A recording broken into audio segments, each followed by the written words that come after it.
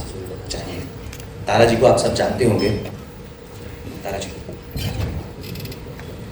आप सभी को नमस्ते जो यहाँ उपस्थित हैं, और कामाख्या सर बहुत बहुत धन्यवाद, आपने हम सबको ये मंच दिया कि हम अपने जीवन में जो बीती हुई है वो आज इतने सालों के बाद फिर से एक बार सबके सामने बोल सके।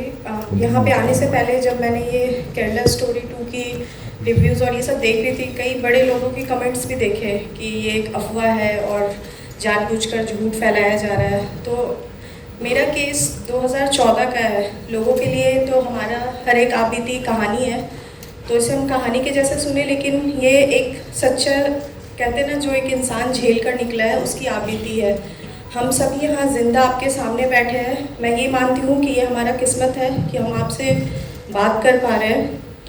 2014 में मैं नेशनल शूटर हूँ और उस टाइम काफ़ी पिक पे था, हमारा परफॉर्मेंस कैंप चल रहे थे और मेरे साथ कुछ ऐसा हुआ था कि जिस इंसान से मैं मिली थी तो शूटिंग रेंज पे ही मेरी मुलाकात हुई थी और बहुत ही ऑफिसर रैंक बनकर वो लोग पहुँचे और जो मेरे शादी का रिश्ता आया था वो एक जज लेकर आए थे, जो उस इंसान को लेकर आए थे हम मेरे घर और परिवार से मिलाने।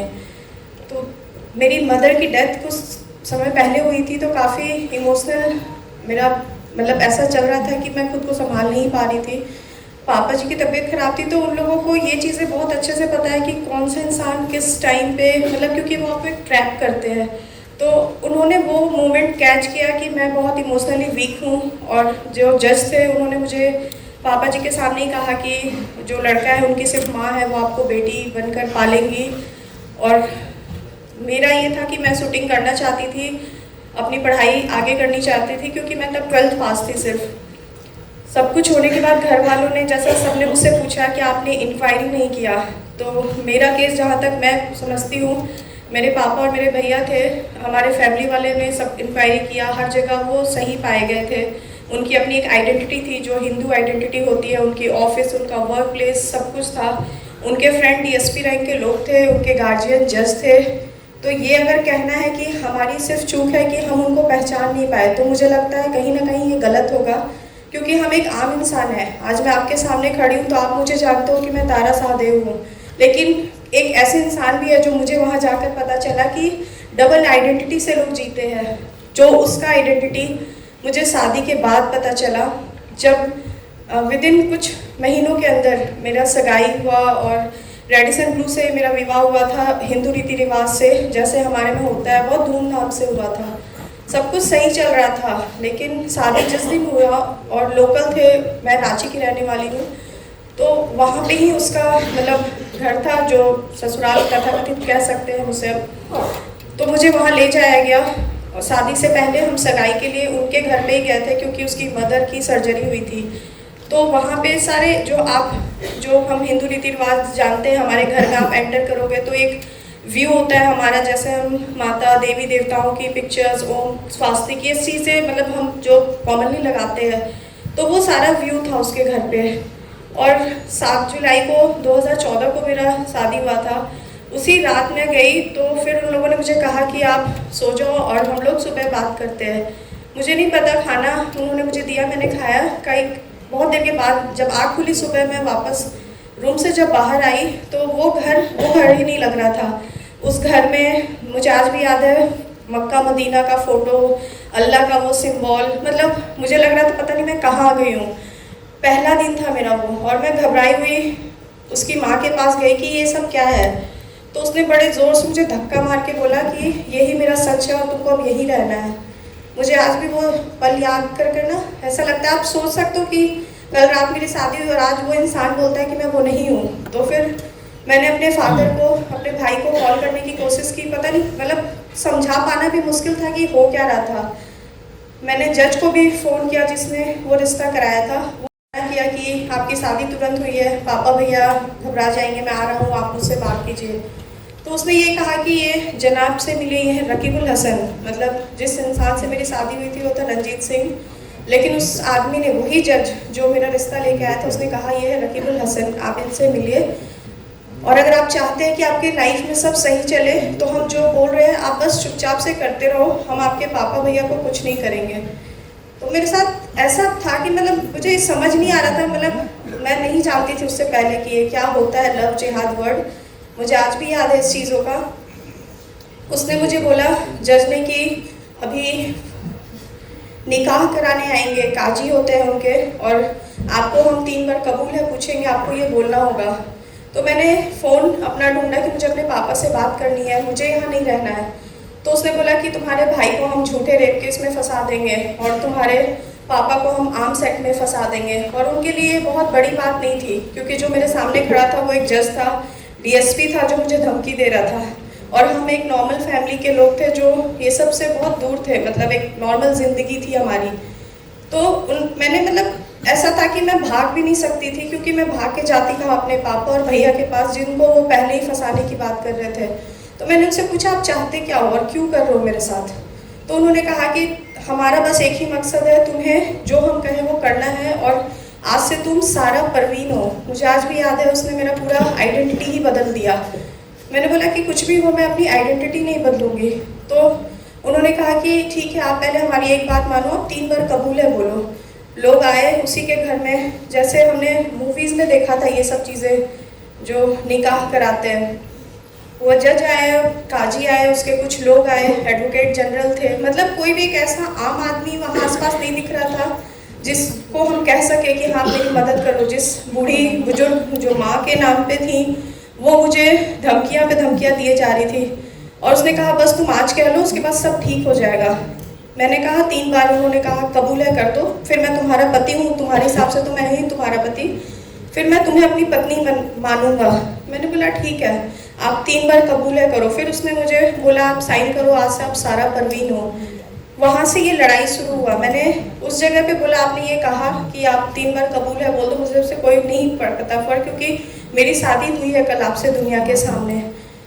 लेकिन उस आदमी ने वहाँ से, वो उनका शुरुआत था, जो मुझे लग रहा था कि शायद इसके बाद सब ठीक होगा।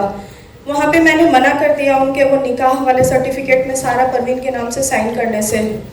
और वहाँ उन्होंने मुझे धमकी दिया कि हम तुम्हें कुछ समय देते हैं, अगर तुम चाहती हो तुम्हारे पापा जिंदा रहे, तुम सही सलामत रहो, वरना कहाँ बेच दी जाओगी। कान में आज भी वो आवाज़ सुनाई देता है, तुम पहली नहीं हो, तुम आखिरी भी नहीं हो, तुमसे पहले बहुत सी गई और बहुत सी और भी हैं जो इस रास्ते पे चल रही है। तब मुझे लग रहा था पता नहीं मैं कहाँ से कहाँ पहुँच गई हूँ। मतलब पेपर आता था न्यूज़ का, मुझे याद है उस टाइम इंटरनेशनल चैंपियनशिप चल रहा था, लोग मेडल्स ले रहे थे और मैं वहाँ फंसी हुई थी। पापा जी का फ़ोन आया, अगले दिन वो मिलना चाहते थे, तो उन्होंने कहा कि नई शादी है, आप समय दो, वो लोग घूमने गए। ये चीज़ सिलसिला चलता रहा, मतलब कुछ दिन तक, जब तक उन्होंने बोला, मैंने बोला मुझे समय चाहिए, क्योंकि मैं खुद को समझाना चाहती थी कि मैं कैसे निकलूं। मुझे ऐसा था कि मैं नहीं चाहती थी कि मेरे पापा और भैया को मेरी वजह से कुछ हो जाए, या वो समाज जो हमें एक बार विदा करके भेज देता है, क्या वो ये सच जान के हमें एक्सेप्ट कर पाएगा। क्योंकि मैं जहाँ से आती हूँ, मैं एक राजपूत फैमिली से हूँ, तो मान सम्मान हमारे लिए बहुत इम्पोर्टेंट था। हमेशा से माँ ने बताया था सम्मान बहुत इम्पोर्टेंट है।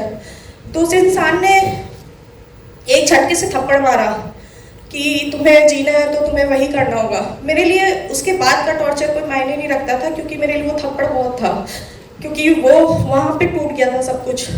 तो मैंने उसी दिन डिसाइड किया कि चाहे ये जो भी इंसान है, मैं इसको छोड़ूंगी नहीं, और मैं ये सच को तो सामने लाऊंगी। मुझे सच में नहीं पता था कि मैं किस चीज़ की शिकार हुई हूँ। मैंने उस दिन से ये ठान लिया कि मैं किसी भी कीमत पे इस जज को, इस डीएसपी को, ये चाहे जितने पावरफुल हो, मेरे पास कुछ नहीं था। मैं एक 12वीं पास लड़की थी, ना ही मैं बहुत पैसे वाली थी कि मेरे पास पावर पोजीशन था, लेकिन एक बात था कि जो वो कर रहे थे वो गलत था और मुझे उस सच को लाना था। 40 दिन मैं उस दरिंदे के पास रही हूँ, हर दिन ये सोच कर कि कैसे मुझे ये मौका मिले और मैं वहाँ से बाहर निकल पाऊँ जिंदा। कटवाया, कई बार गलत काम करने की कोशिश किया भी। लोगों के पास उस मुस्लिम जज के घर ले जाया गया कि तुम्हें बीफ खाना है, ज़बरदस्ती हर एक चीज़ कर, जितना एक लड़की को आप तोड़ सकते हो उसने तोड़ा। मेरे पापा भैया आए, उनको कहा गया कि हम बाहर घूमने गए, मेरा फ़ोन इन लोगों ने छीन लिया। जब भी बात कराते थे स्पीकर ऑन करके, मुझे ये था कि मुझे मेरे पापा भैया भी सही सलामत चाहिए था और मुझे मेरा सम्मान वापस चाहिए। तो फिर उसका एक शेड्यूल था। ये ना एक नॉर्मल इंसिडेंट नहीं है जो हम सोचते हैं कि कोई एक वर्ग के लोग आ रहे हैं, आपके जीवन को खराब कर रहे हैं, एक आतंकवादी लोग हैं। मैंने उसको घर पे देखा था, सैटेलाइट फ़ोन जो हम आम आदमी नहीं देखते हैं, जो हमने मूवीज़ में देखा था। वो रात में वो फ़ोन्स निकालता था, कई फ़ोन, कई सिम्स चेंज कर करके, अलग अलग देश के उसके पैसे आते थे कैश, जब बेल बजता था पैसे का बैग भरा हुआ आता था। ये एक आम लोग नहीं है जो हम सोचते हैं कि नहीं, कोई एक लड़की थी जो प्यार के चक्कर में फंस गई और किसी मुसलमान के घर चली गई या शादी कर लिया। ये हमारे लिए सोच से बहुत परे है। बहुत ही सिस्टमेटिक वे में मेरे सामने कई लड़कियां उसके घर पे आई थी, और वो बच्चियां वैसी थी जो 12th के बाद एक अच्छे कॉलेज में एडमिशन कराना चाहती थी, जिनको ये झांसा देते थे कि हम आपका एडमिशन करा देंगे। मतलब हर वो कमज़ोरी जो आपका है वो उन्होंने नस दबा रखा है उस चीज़ों का, और वो जानते हैं कि आप किस चीज़ों के लिए कमज़ोर हो और आप किस चीज़ों से उनके काबू में रह सकते हो। मेरे कमज़ोरी मेरे पापा और भैया थे। ये सब चीज़ों को देखकर बस मुझे इतना था कि मुझे उसके घर से ज़िंदा निकलना है। और प्रॉब्लम ये था कि वो इंसान जब भी फ्लाइट पे चढ़ता था, एक तो उसके पुलिस के बॉडीगार्ड थे जो फ्लैट के नीचे खड़े थे, जो मैं भाग नहीं सकती थी।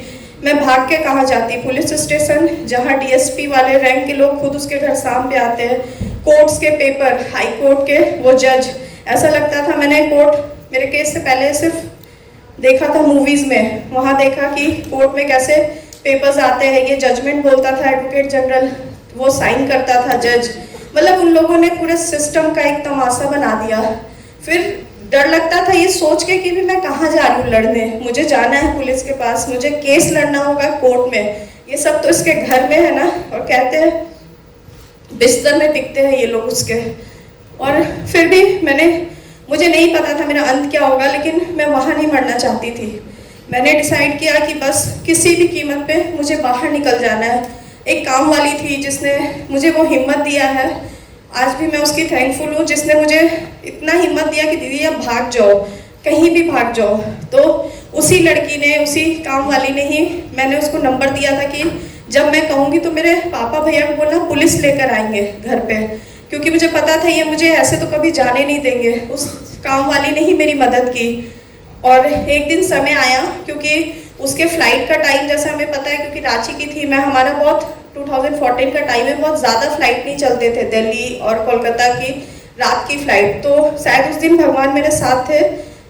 उस दिन रिंग हुआ बेल, तो मुझे इसने मार कर बहुत ही बुरे कंडीशन में किया था, तो मुझे काम वाली उठाकर बाथरूम लाती ले जाती थी, क्योंकि मैं चलने के लायक भी नहीं थी उस टाइम। तो बेल बजा तो काम वाली क्योंकि मेरे साथ थी, तो उस आदमी ने खुद गेट खोला। तो जो भी वो इंसान था उसने कहा कि सर आज रात की आपकी फ़्लाइट कंफर्म है दिल्ली की।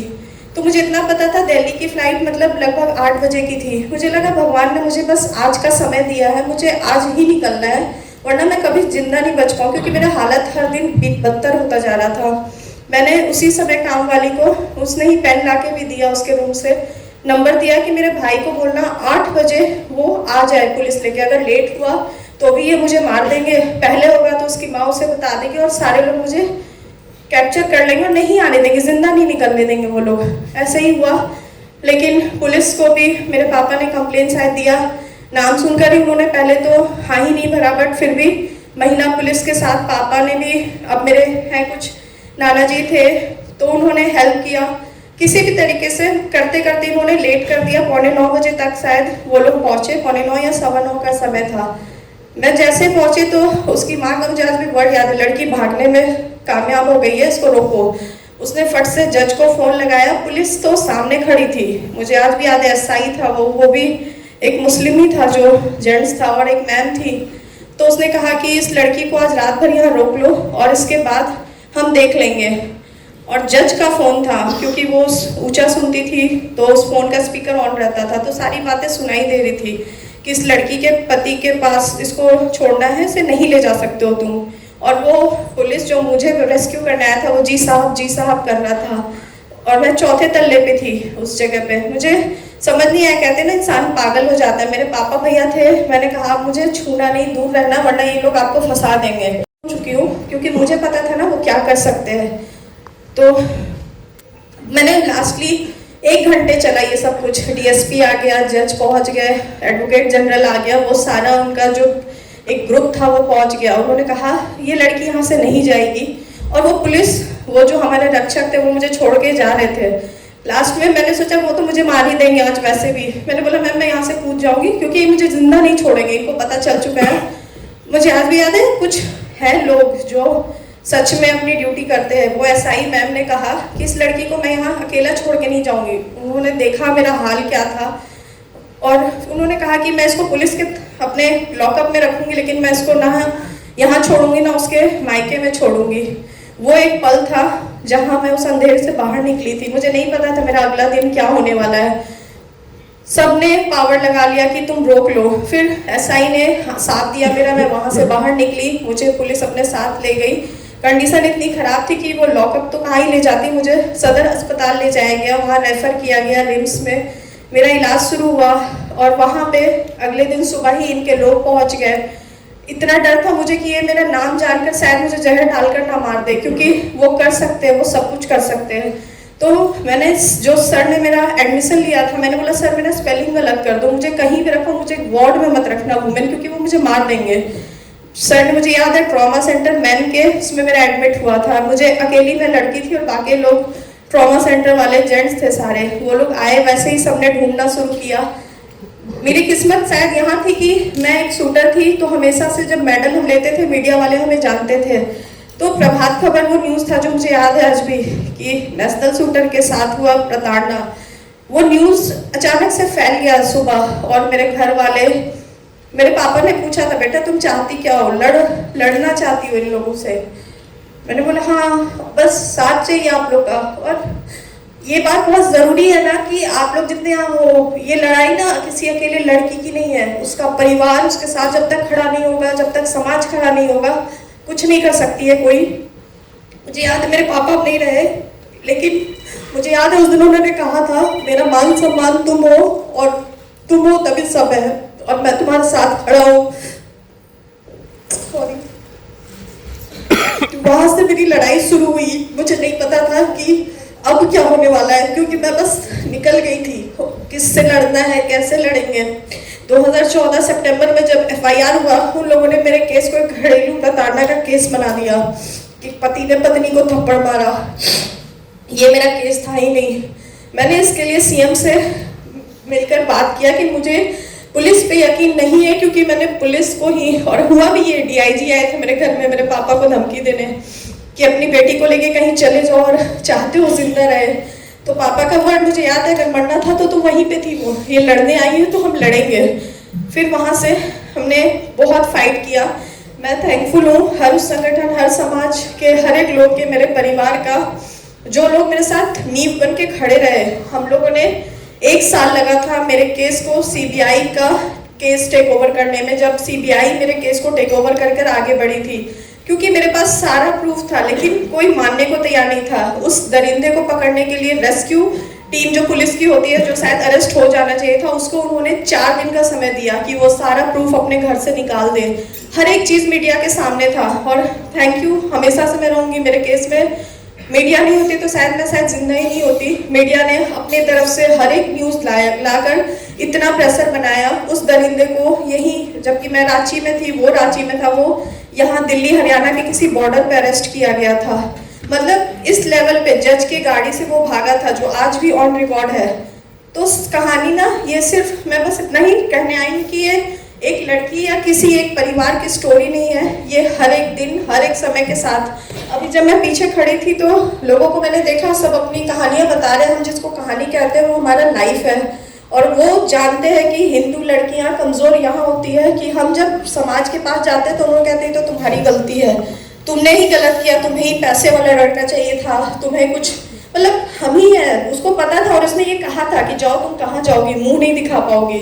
मैंने देखा है लोग मुंह कवर करके आते हैं। मुझे उसने बुरखा के लिए बहुत टॉर्चर किया था, तो मैंने उस दिन कसम खाया था ये मेरे पहचान की लड़ाई है, और मैं मुंह छिपा के तो कभी नहीं लड़ूंगी। और मैंने कभी भी अपने आप को कवर करके नहीं लड़ा, क्योंकि मरना तो वैसे भी है, किसी दिन भी मरेंगे, लेकिन ऐसे घुट के तो नहीं मर सकते। और फिर उसके बाद कंटिन्यू 9 साल लगे।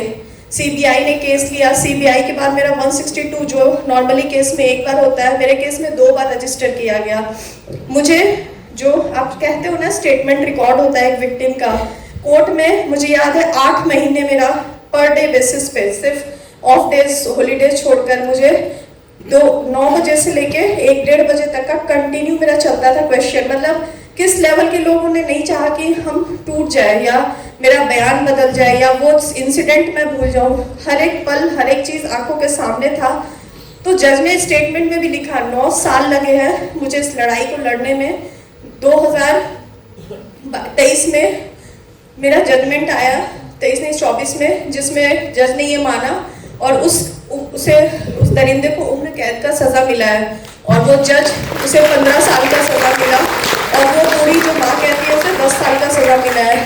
तो बस लड़ाई यहीं पे नहीं, आज भी वो बेल के लिए अप्लाई कर रहे हैं, लड़ रही लड़ाई बस शुरू है। अफसोस बस इतना है कि हमने इतना साबित किया कि ये हो रहा है, फिर भी ये चीज़ें हो रही है। मैं बहुत थैंकफुल हूँ सर की कि आप लोग जैसे लोग हैं जो ये चीज़ों को सामने ला रहे हैं, क्योंकि उनको पता था ना कि हम कभी इसको समझेंगे ही नहीं, ये हमारे लिए इस दुनिया के लिए सिर्फ एक कहानी है। आए हैं क्योंकि आप समझो हम जिंदा हैं और ये सच है। और ये कुछ लोग हैं, कहते हैं ना हमारे समाज में 2 तरीके के लोग हैं। एक वो स्तर के लोग हैं जो इसे छुपाने पे लगे हैं, क्योंकि मेरे ट्विटर में मैंने एक बुक देखा था कि लव जिहाद एक फिक्सन करके एक बुक आया था, बहुत बड़े कोई है शशि थरूर जी, उन्होंने कमेंट दिया था। तो बहुत अफसोस की बात है कि वो जैसे लोग, और वो रवि क्या नाम है कोई मीडिया का ही है, वो भी यही सेम बात कहा उसने कि ये सब एक झूठी कहानी है।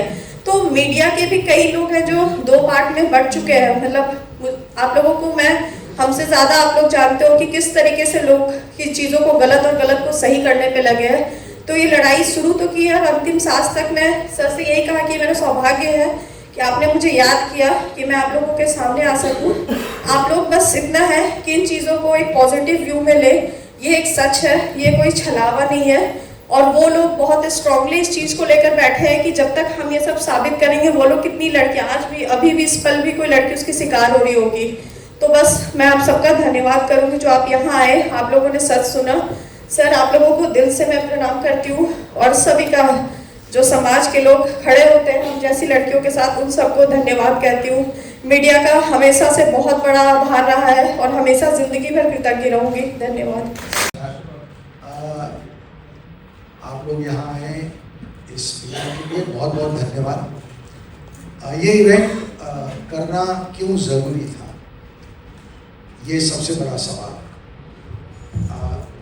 इस देश में एक नैरेटिव चलता है, जब जब केरला स्टोरी 1 आई थी तब केरला स्टोरी 2 आई है तब, कि ये फिल्म झूठी होती है, देश में कहीं कोई ऐसा कोई मामला ही नहीं है, लव जिहाद एग्जिस्ट नहीं करता।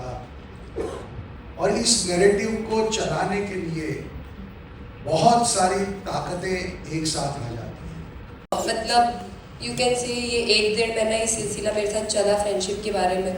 देन ही नोज़ कि मेरी फैमिली आउट ऑफ मुंबई है and I was not well, तो वो मेरे घर पे बिरयानी लेके आया। उसने बिरयानी में यू कैन से कुछ मिला के खिलाना एंड फिर मैं अनकॉन्शियस हो गई। एंड उसके बाद उसने जो मेरे साथ किया एंड मेरे वीडियोस बना के वायरल करने की धमकी देना, एंड जब ये सब चीज़ें चलता रहा 4-5 महीने तक चलता रहा, फिर ये मुझे माहिम दरगाह इन मुंबई, जहाँ पे ये कन्वर्जन बहुत ज़्यादा होता है हिंदू लड़कियों का, कि माहिम दरगाह ले जा कर के हिंदू लड़कियों को कन्वर्ट किया जाता है। सो वो मुझे वहाँ लेके गया, बुर्का पहनने के लिए फोर्स किया, पानी कुछ मौलाना से पानी लेके पीने के लिए। एंड जब मैंने वो सब चीज़ों को डिनाई किया तो उसकी फैमिली और वो उन्होंने मुझे मारा। And during that situation I was pregnant of 2 months। सो उसकी फैमिली ने मुझे ज़बरदस्ती गोली खिला के मेरा अबॉर्शन करवाया।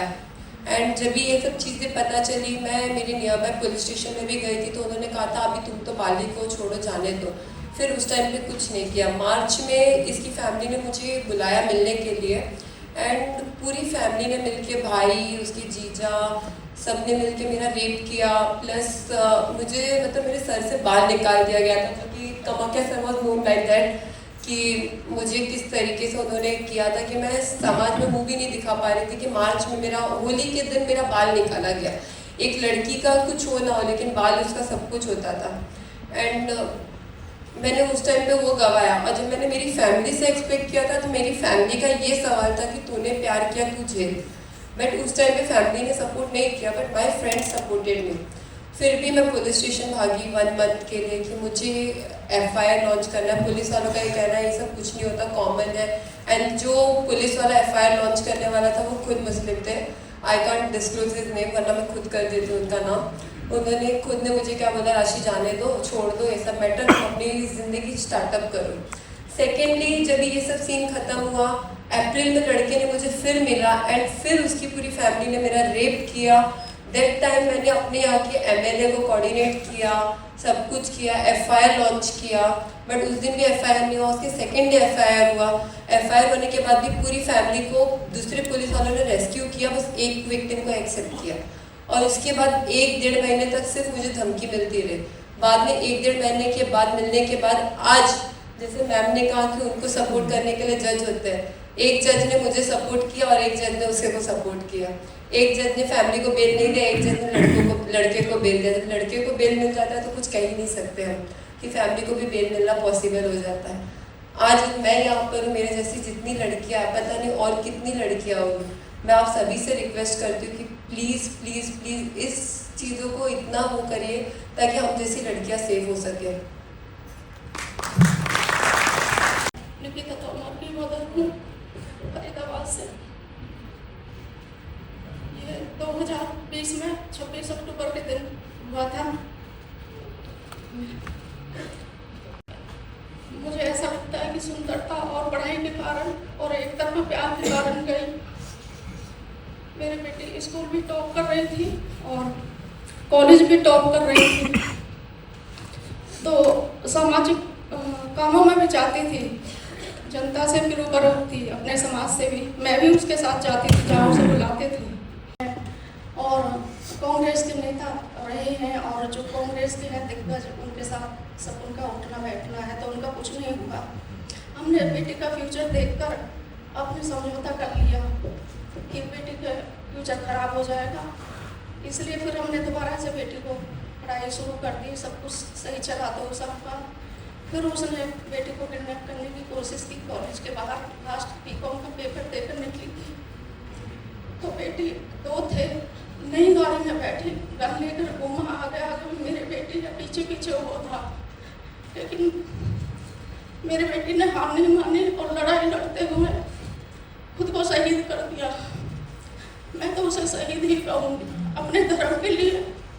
और उसने अपना बलिदान दे दिया, लेकिन उनसे समझौता नहीं किया, उनके साथ नहीं गई। पहले भी ठुकरा कर सब कुछ आ गई। खूब परिवार ने दबाव डाला, खूब लालच दिया, रानी बना के रखेंगे बेटा, शादी कर ले धर्म बदल कर, लेकिन मेरी बेटी ने सब कुछ ठुकराया और अपनी पढ़ाई भी जारी रखी। BCom क्लियर की, टॉप करके गई है लास्ट में भी।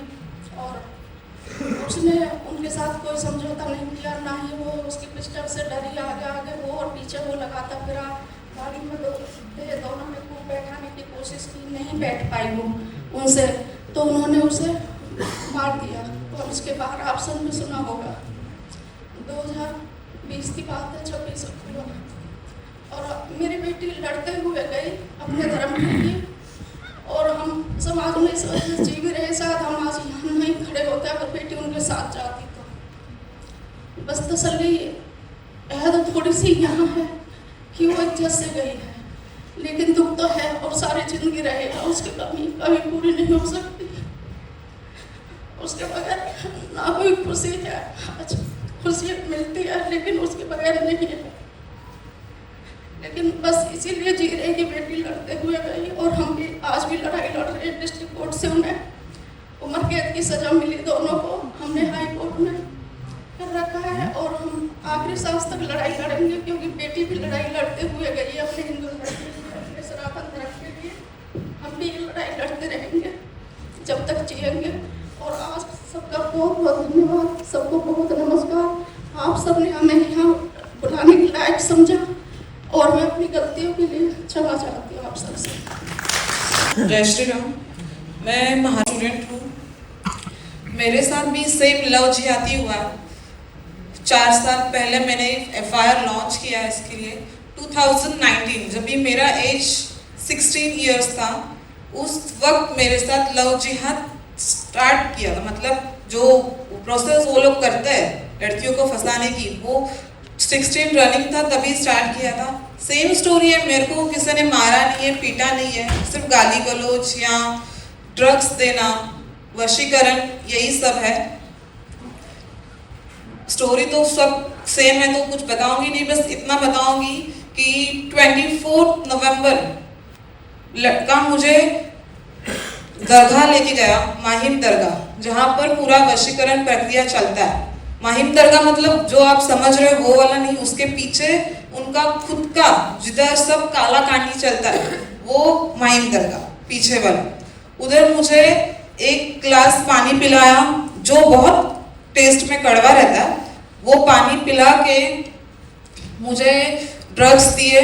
फिर मैंने सुसाइड भी अटेम्प्ट किया क्योंकि मुझे शादी करनी नहीं थी उससे, क्यों मुझे अपना करियर करना था, उसके बाद मुझे शादी करनी थी। 2025 को मैंने प्रॉमिस किया था कि तभी शादी करेंगे, लेकिन फिर भी मुझे ज़बरदस्ती ड्रग्स देके वशीकरण करके 7 दिसंबर को मेरे से बांद्रा कोर्ट में विदाउट परमिशन, मुझे कुछ मालूम नहीं है, कन्वर्ट करके मेरा निकाह मेरे साथ निकाह किया।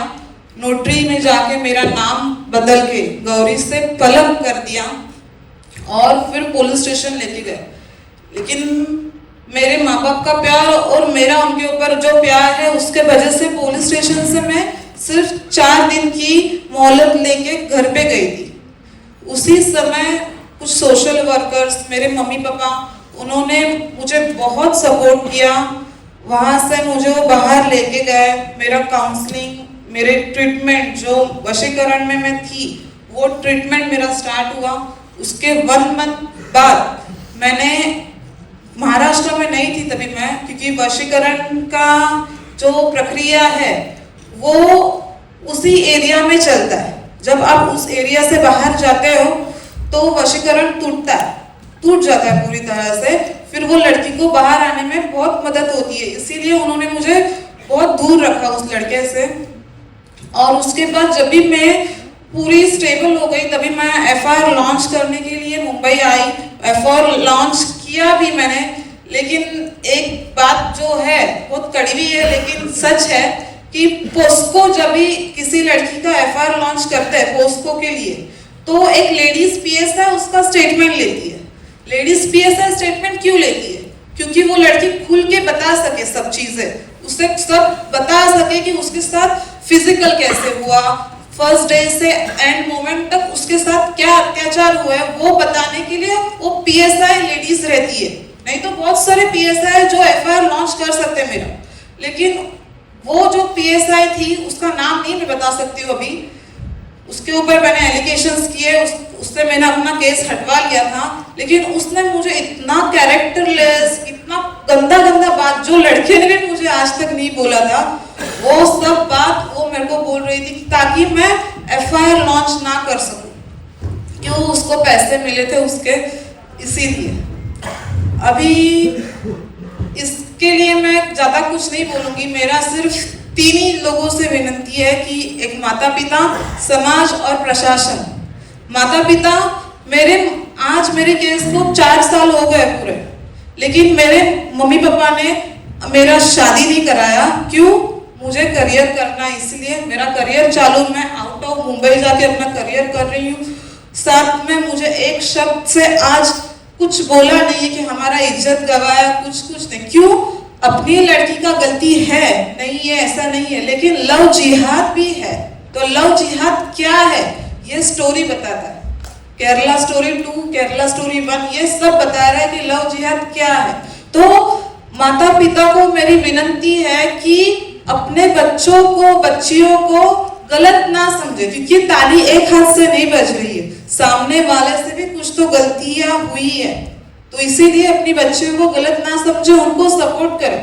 और दूसरी बात है मेरा समाज।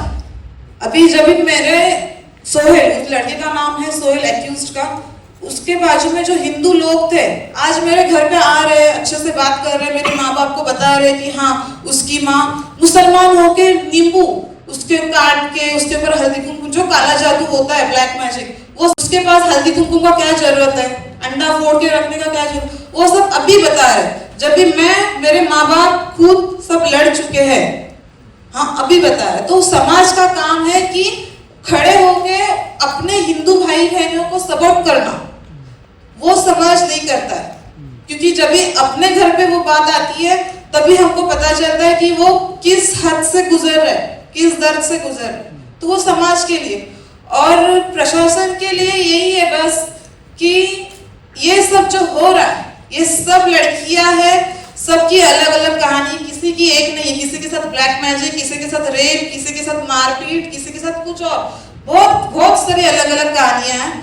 तो कहानियों को ऊपर मत जाइए, बस जो हो रहा है वो सच है। इसीलिए ये सब आए कि हाँ ये जो केरला स्टोरी है वो सच में रियलिटी है, कोई स्टोरी नहीं है। आज सुबह मैं आ रही थी तभी एक पहले से लिखा होता है बेटी बचाओ बेटी पढ़ाओ। ये मालूम है क्यों है? पहले जो लड़कियों को मार डालते थे, क्यों? लड़का चाहिए, लड़की नहीं चाहिए, उसके लिए वो थॉट है बेटी बचाओ बेटी पढ़ाओ। लेकिन बेटी बचाओ बेटी पढ़ाओ ये नहीं होना चाहिए। बेटी को पढ़ाओ, एजुकेशन जरूरी नहीं है अभी, तो अभी बेटी को ये जरूरी है कि धर्म क्या है, सनातन धर्म क्या है, ये जरूरी है। उसके बाद वो बेटी बचेगी। क्योंकि एजुकेशन सिर्फ लड़कियों को ये दिखाता है पढ़ो, करियर बनाओ और पैसा कमाओ।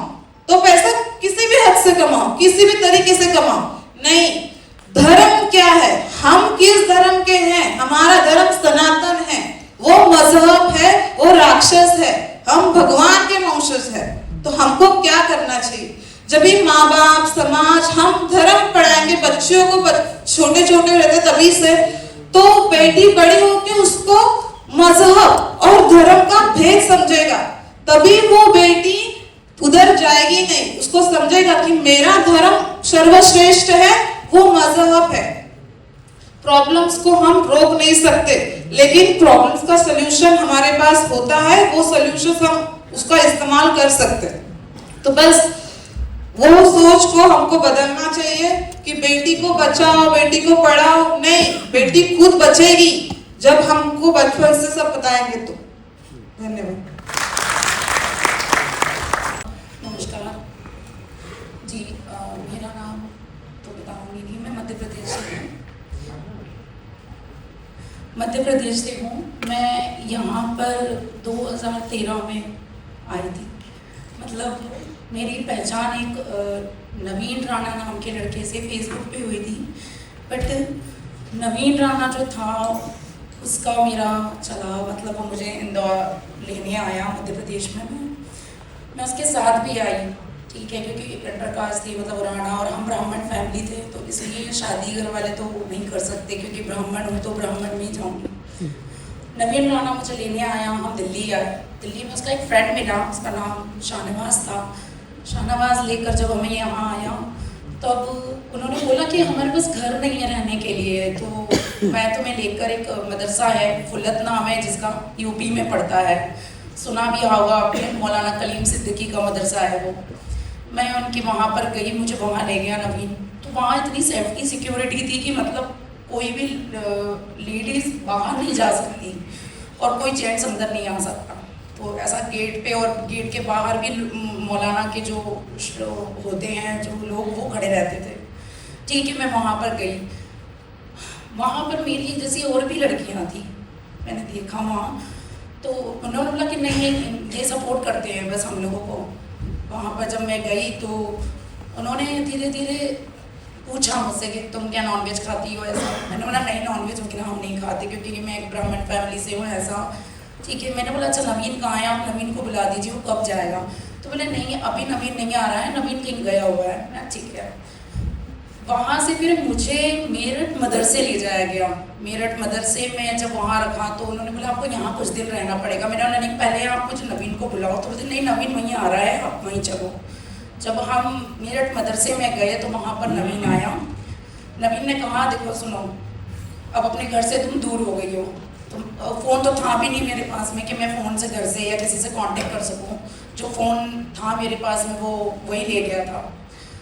फिर उसके बाद में उसने कहा देखो मैं तुमसे बहुत प्यार करता हूँ, ऐसा है कि तुम्हें ना इस्लाम की स्टडी यहाँ रहकर सीखनी होगी। मैंने कहा मैं इस्लाम को कैसे सीखूँ, मेरे को समझ नहीं आता है ये सब। तो बोले कि नहीं, हमें निकाह करना होगा ना, इसके लिए इस्लाम को तुम्हें पढ़ना होगा और इस्लाम सीखना होगा। वहाँ इतना टॉर्चर था कि वो 5 मिनट के लिए बस मिला और बस ये बोलकर चला गया। अब वहाँ जो मदरसे में लेडीज़ होती थी, जो हमारी जो हम सबको सिखाती थी वहाँ पर, उन्होंने कहा अब आपको इस्लाम में कलमा पढ़ना है। उन्होंने कलमा सिखाया। उसके बाद में सुबह 4 बजे हमको उठा दिया करते थे नमाज़ पढ़ने के लिए, जैसे तहज्जुद बोलते हैं। वहाँ से शुरू होती थी पूरे दिन भर की।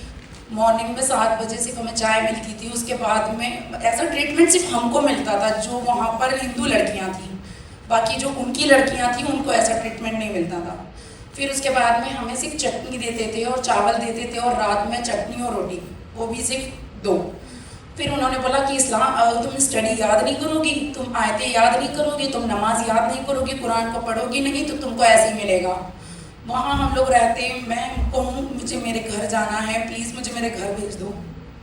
उन लोगों ने घर नहीं भेजा। फिर नवीन गायब ही हो गया बिल्कुल, ना वो आया मिलने। फिर वहाँ से मुझे फुलत ले जाया गया।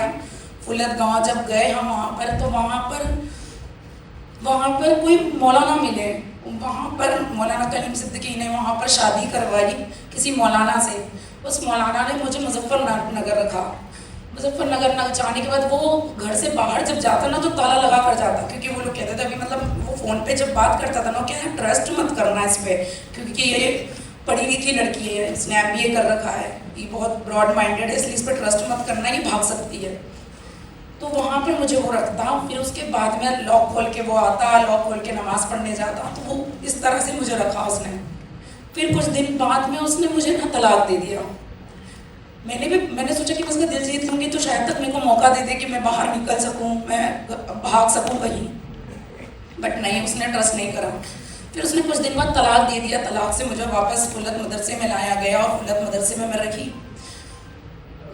मदरसे में रहने के बाद में उन लोगों ने बोला कि तुम्हें शादी करनी होगी, देखो तुम अपने घर तो अब जा नहीं सकती हो, घर जा भी नहीं पाओगी, क्योंकि तुम्हारे घर वाले तुम्हें एक्सेप्ट नहीं करेंगे, क्योंकि मुझे बुर्खा पहनवाना, पर्दे में रखना, मेरा एक नाखून भी नहीं दिखता था, क्योंकि हाथ में ग्लव्स, पैरों में ग्लव्स, हर जगह सॉक्स वगैरह, मतलब इस तरह से मुझे वो लोग रखते थे एकदम नकाब करके। फिर उसके बाद में उन्होंने मेरा दूसरी जगह पे निकाह करवाया। वहाँ पर निकाह हुआ। फिर उसने मुझे कुछ टाइम तक रखा, क्योंकि 2013 से अब मैं इस चीज़ से निकली हूँ, अभी तक मेरा केस भी चल रहा है। और उन्होंने मेरा फिर हलाला करवाया। हलाला के नाम पे वो अपने जीजा से करवाता, फिर उसके जीजा तलाक देते, फिर वो मेरे साथ रहता। फिर उसके बाद में जमीयत उलमा हिंद की एंट्री होती है इस मैटर में कि मेरी 2019 में एक से निकाह होता है। वो हाफिज़ कुरान था, उसने मुझसे झूठ बोल के शादी करी, ये बताकर वहाँ पर कि उसकी वाइफ की डेथ हो गई, इसलिए वो वहाँ पर शादी कर रहा है। मतलब मैं इन लोगों के बीच में नहीं, मैं को कोई ऐसा नहीं था कि मैं निकल सकूं, बाहर जा सकूं। और उसने मुझसे शादी करी, 4 साल मुझे रखा। फिर उसके बाद उसने मुझे तलाक दिया। फिर इनकी फैमिली वालों ने मुझे अपने मतलब कमरे में रखा, बिल्कुल कहीं जाना नहीं, आना नहीं। फिर उसके बाद में उसने मुझे फ्लैट लेकर एक जगह रखा, सबसे छुपा कर। फिर वहाँ पर उसके जीजा से हलाला करके मेरा दोबारा निकाह करके मेरे को रखा। फिर उसके बाद में मैं जब फ्लैट में रहती थी ना, तो वो मुझे मारना, पीटना, गालियाँ, मैं बाहर कैसे निकलूँ। फिर मेरी एक फ्रेंड से मेरी दोस्ती हुई।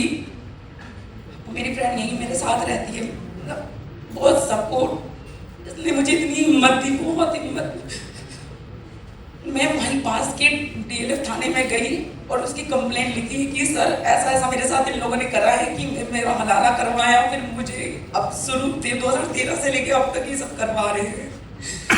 उस SHO ने एक पति पत्नी की लड़ाई की FIR लिख ली और उसे समझाया कि तुम जाके कोर्ट में तलाक ले लो और इसको जो भी है सेटलमेंट करके मामले को रफा दफा कर दो। बट मुझे जब मैं वहाँ गई SHO के पास, पता पड़ा कि क्या है, उन्होंने लिखवाई एप्लीकेशन, तो उन्होंने FIR ही मतलब ये हस्बैंड वाइफ वाला ही लिखा, क्योंकि वो हर बार जाता और पैसे दे देता, क्योंकि वो मदरसा चलाता है, बहुत बड़ा स्कूल भी है उसका, तो अच्छी अर्निंग है उसके पास में।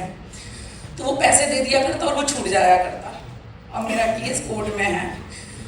मेरी फ्रेंड और उसके हस्बैंड और हमारे सर है विनीत सर और चंद्रपाल सर जी, ये मेरी हेल्प कर रहे हैं और इस केस को लड़ने में।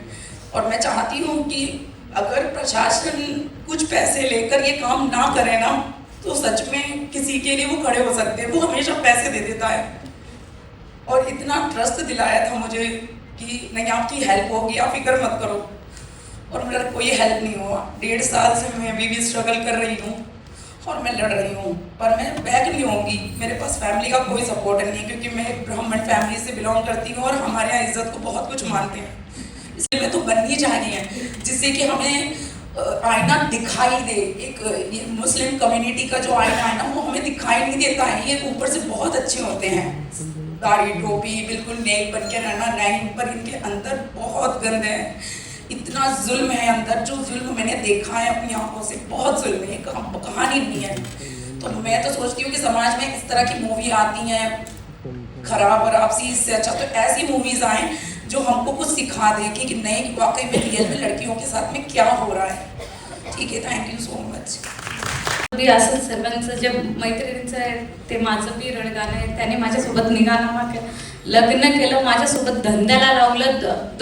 रात्री जाऊन रोज 5-5 हजार रुपयाला मला विकत होता. माझ्यासोबत एवढं गलत केले, मी प्रायव्हेट पाठावर एवढे म्हणजे हे केलेलं ना, विचारतं काय एवढं मारायचं मला बळजबरी गोमुष खाऊ घातलं, बळजबरी सर्व काही हे करून घेतलं माझ्याकडून. मला निघानामा पडून घेतला. माझी इच्छा बी नव्हती याच्याबद्दल. मी त्याला खूपच हे केलं आणि माझ्यासोबत लढणारं कोणीच नाही. शेवटी मीच एकटी लढणारी. मी तुम्हाला जास्त वेळ घेणार नाही, थोडंच वेळ घेते. मी थोडक्यात सांगते. रोज रात्री पाठवायचा, रोज रात्री 5,000 रुपये घ्यायचा आणि नाही गेलं तर रोज रात्री मला प्रायव्हेट फोटो, प्रायव्हेट व्हिडिओ, नाही लग्न केलं रोज मारझोड करायचं. माझी हीच विनंती का अशा माणसाला ना सजा दिलीच पाहिजे, एवढीच माझी विनंती बस. मैं मुंबई से बिलोंग करती हूँ एंड मेरे साथ भी सेम हुआ है. जैसे कि मुंबई का स्टोरी है माहिम दरगाह, जहाँ पे लड़कियों को लेके जाया जाता है और वहाँ पे कुछ पानी पिलाया जाता है. सेम मेरे साथ भी वही हुआ. मुझे पानी पिलाया गया वहाँ पे एंड उसके बाद मुझे अनकॉन्शियस करके फिर घर पे लेके गए. फिर मेरे साथ रेप हुआ एंड उसके बाद उसकी मम्मी एंड उसकी सिस्टर मुझे ब्लैकमेल करने लगे. फिर ज़बरदस्ती मुझे कोर्ट मैरिज कराया गया एंड कोर्ट मैरिज कराने के बाद अब मैं जब फैमिली छोड़ ही दी हूँ तो मैं उसी के पास रह गई. मैं 9 इयर्स स्ट्रगल करी उसके साथ. मेरे 2 बच्चे छोटे. मुझे ज़बरदस्ती गोमांस खिलाया जाता था, मुझे मारते थे. मैं जैसे जॉब पे जाती थी तो ऐसे होता है कि उन लोगों में बुर्का पहन के छोटे कपड़े पहनते, बहुत कुछ करते, एक नहीं 4-4 लड़के लेके घूमते, बट वो दिखता नहीं है. बट अगर एक हिंदू लड़की जीन्स टी शर्ट पहने या कुछ ऐसे कपड़े पहने तो उन लोगों का कहना होता है कि ये लड़की धंधे वाली है, बियर बार में काम करती है. जैसे कि मैं पढ़ी लिखी हूँ तो मेरे बच्चों के लिए मुझे काम करना होता था, तो मैं काम करती थी, जॉब पे जाती थी, वहाँ पे फॉर्मल्स पहनना होता था. तो सभी को बताते थे कि मैं बियर बार में काम करती हूँ, मैं धंधा करती हूँ. अगर ऑफिस में किसी से बात करती थी, कोई कलीग्स होते थे तो उनके साथ मेरा अफेयर है, रिलेशन है. ऑफिस के बाहर आके मारना कि मेरा मुंह पूरा काला, मैं किसी को फेस शो ही नहीं कर सकती थी. ऐसे आज भी मैं स्ट्रगल कर रही हूँ. मुझे बैक सपोर्ट किसी का नहीं है, मेरे फैमिली का नहीं है, क्योंकि मैं खुद से करी हूँ तो सब मुझे अपने हाल पे छोड़ दिए. बट मैं ये कहना चाहती हूँ कि अगर एक फैमिली सपोर्ट होगा तो ऐसे लड़कियों को बाहर निकलने का मौका मिलेगा. कि जो सुसाइड करना चाहते हैं कि मैं क्या करूँ और क्या नहीं, वैसे लड़कियों को अगर किसी का सपोर्ट होगा तो वो उसमें से बाहर निकल सकते हैं. बस, थैंक यू. हमारे साथ जो दगेबाजी हुई है, ये हम हिंदू मुस्लिम से मैं कदा बहुत दूर रहना चाहता हूँ, क्योंकि हमारे जैसा कोई आदमी यहाँ धरती पे नहीं होगा, इस वक्त नहीं होगा. क्योंकि 3 साल से मेरे को दिखता नहीं है. मेरी लड़की 16 साल 17 साल की है और इसने पहला फुसला के ले गया, अब भी फोन करता है. और ये मेरी लड़की को अब भी वो कहती मैं आऊंगा, वहीं जाऊंगा. अब बताओ, मेरा हिंदू धर्म का नष्ट हो रहा है, मुसलमान कितना गलत काम कर रहे हैं। छोटी छोटी लड़कियों को ले जाके 2 साल भर से मारा। मेरे को दिखता है, छोटे बच्चे को मेरे को लात से मारा था, मेरे सामने मारा था। इसने इतना अत्याचार किया, कितना कोई ने किया होगा। थाने में गए, थाने में उसने बोला जाओ लड़की आ जाएगी, ये कर दे, कहीं मेरी सुनी भी नहीं जा रही है। इन सब काफ़ी लोगों ने अपना चेहरा भी यहाँ पे छुपा के रखा है, क्योंकि वो उनके लिए सेफ्टी के लिए बहुत ज़रूरी होता है। और भी बहुत कहानियाँ हैं, और भी बहुत बातें हैं। हम आप लोगों से इनकी ज़बानी ये कहानियाँ सुनवाना चाहते थे, और हम सिर्फ एक ही चीज़ कहना चाहते हैं, जितने भी इस फिल्म के हेटर्स हैं, जितने भी इस फिल्म को प्रोपेगेंडा बोलते हैं, कि हम इन लोगों के साथ खड़े रहेंगे। आप चाहे जितना भी हमें गाली दो, आप चाहे हमें जितना भी क्रिटिसाइज करो, हम जिंदगी का हर दिन इन्हीं लोगों के साथ रहेंगे। मैं चाहूँगा कि मेरी पूरी टीम मेरे साथ यहाँ है और इन लोगों के साथ हम खड़े हैं। इस बात का सबूत आप प्लीज़ क्लिक करिए और लोगों तक ले जाइए इस बात को। अगर आपके दिल में इनको हजारों लड़कियां हैं जिनको लगता है कि वो हेल्पलेस है, सबके साथ हम खड़े हैं।